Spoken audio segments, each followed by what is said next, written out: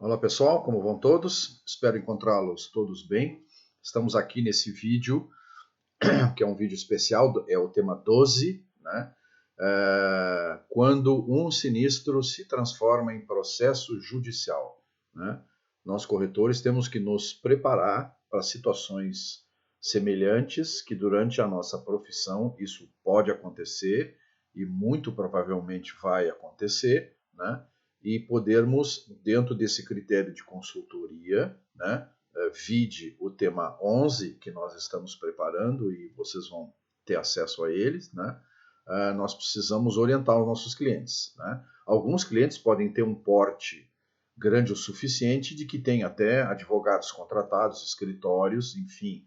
Aí a alternativa é só a indicação da necessidade da judicialização, se os outros caminhos que a gente abordou nos vídeos anteriores não forem esgotados, né, sem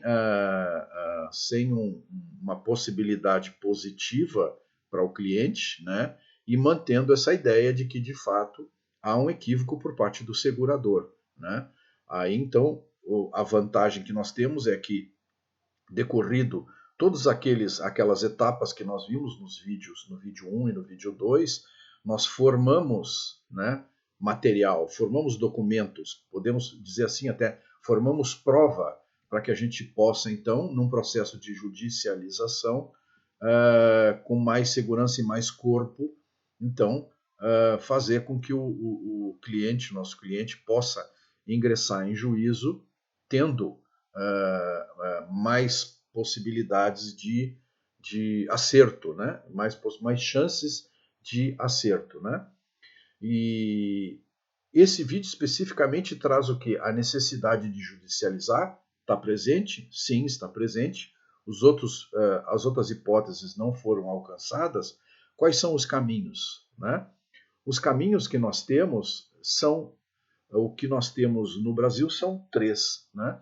Nós temos o juizado especial cível, nós temos o juizado comum, juizado cível comum, como queiram, e nós temos também a arbitragem, né? Eu deixei para o fim a arbitragem porque ela traz uma característica bastante diferenciada, muito interessante, que nós vamos, nos próximos vídeos, falar com vocês. Hoje nós vamos nos reter no juizado especial cível, tá?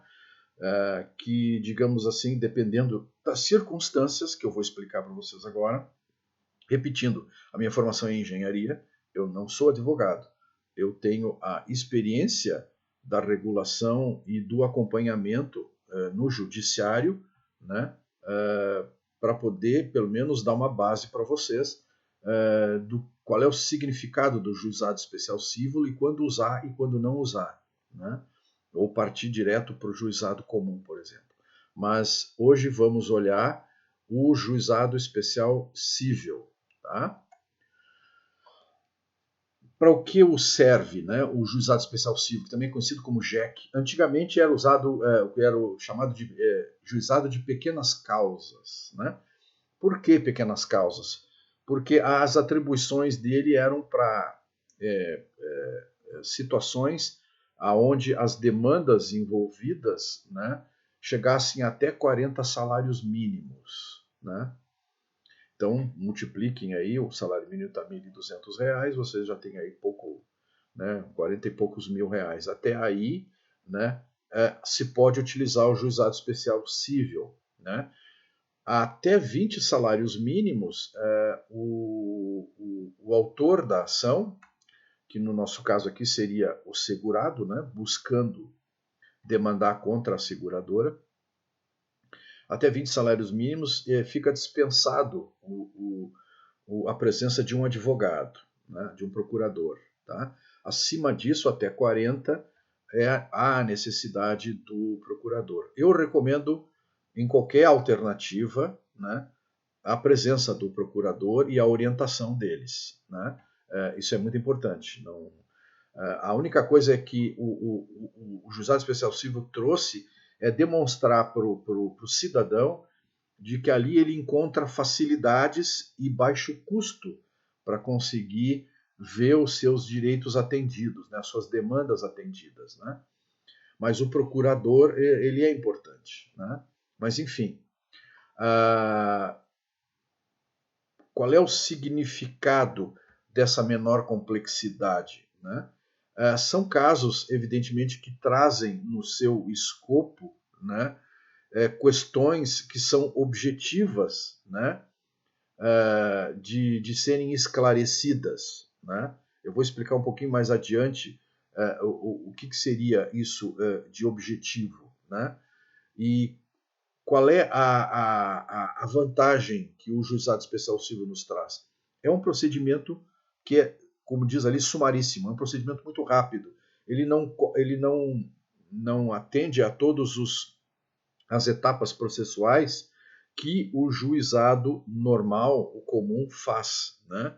Ele tem uma vocação primária que é a conciliação, né? A conciliação, tá? O juizado especial civil ele traz consigo essa ideia, porque a boa parte dos casos que são levados no civil, né, se consegue através da conciliação, que é a primeira audiência que é feita, né, com as partes, muitas vezes se consegue chegar a um acordo, né, e se poupa muito transtorno e muitos desgostos, né. Então, às vezes, então com facilidade se resolve. Se faz o acordo no primeiro momento, né, esse acordo é lavrado pelo juiz que está presente ali, né, que pode ser um juiz leigo ou um juiz togado, né? Nesse caso, o juiz leigo nada mais é que um outro advogado que faz, às vezes, ali do juiz togado, né? Ou às vezes estamos na presença de um juiz togado, né? Mas aí esse acordo é feito e homologado posteriormente, então as partes tratam de executá-lo, né? Então essa é a ideia, né? E o segurado como autor, né, tem essa vantagem de ver isso solucionado de maneira célere, né? E, repito, com custos mais reduzidos. Ele teria os custos ali de se contratando um procurador, né, um advogado, teria só os honorários do advogado para resolver, né? E a questão poderia ter um deslinde positivo nesse sentido, né? Como é que funciona então as etapas, né? O que se faz? A parte, o autor aqui para nós, que é digamos assim, o nosso segurado, ele particularmente ou através de um advogado ou até pode, se o corretor se sentir em condições, ele ingressa com uma que a gente chama de inicial, uma petição, né, no cartório, né, da vara mais próxima ali, da onde é o domicílio, né, e se faz o registro da reclamação de maneira muito simples. É uma inicial que se coloca as partes ali, qual é a demanda que se quer, o que se objetiva, valores, né? Se coloca evidentemente os endereços de todos, as qualificações de todos, para que o cartório possa então dar andamento nessa questão, né? E aí então, em poucos dias é marcada uma audiência de instrução, que é a primeira audiência, que é a primeira audiência antes da instrução é a de conciliação. Depois nós temos a audiência de instrução. Se a audiência de conciliação não surtiu efeito, o juiz leigo que vai estar presente, então, já também vai dar a data, normalmente ele já dá a data para a próxima audiência, que é chamada de instrução. Ali, então, levam-se testemunhas, né, pessoas para darem declarações ali, para auxiliar o entendimento do juiz leigo, né, documentos, meios de prova, né, que vão ser recolhidos, né, colhidos, né, acolhidos pelo juiz leigo, tá? As partes, então, vão se manifestar ali, tanto o autor, o nosso segurado, como o réu, nesse caso, seria então o segurador, né? Então temos as provas que podem ser documentais e provas orais, como já tinha comentado, né? E a outra questão que se pergunta, a sentença é proferida na hora? Há situações em que a sentença pode ser proferida, inclusive, na hora. Se o juiz leigo ou o juiz togado sentir segurança suficiente e os meios que já foram apresentados para ele, né, de sentenciar, ele vai dar a sentença na hora.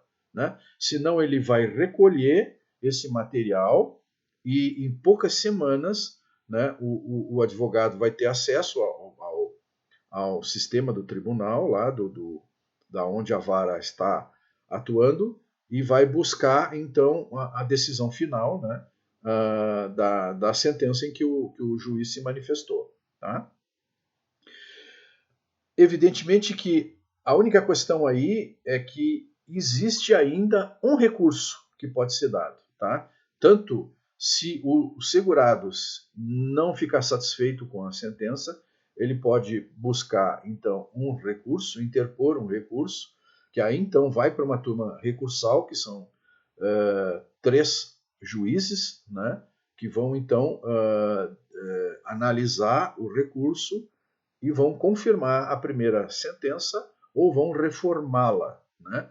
Tanto isso sob o ponto de vista se quem entrou com o recurso é o segurado ou quem entrou com o recurso é a seguradora. E é o único recurso que resta. Depois daí, a sentença é transitada em julgado, né? É feita a promulgação dela e o que tem que se fazer é cumpri-la, né? Independentemente da parte que ficou satisfeita com a questão. Tá? Só que aí agora a gente tem mais 2 detalhes para comentar. Né? O primeiro detalhe, isso é um juizado, tá? Aonde se nós necessitarmos de provas como uma perícia, tá? Aí por isso que vem o tino do advogado, né? De perceber se há necessidade de perícia, não é no juizado especial civil.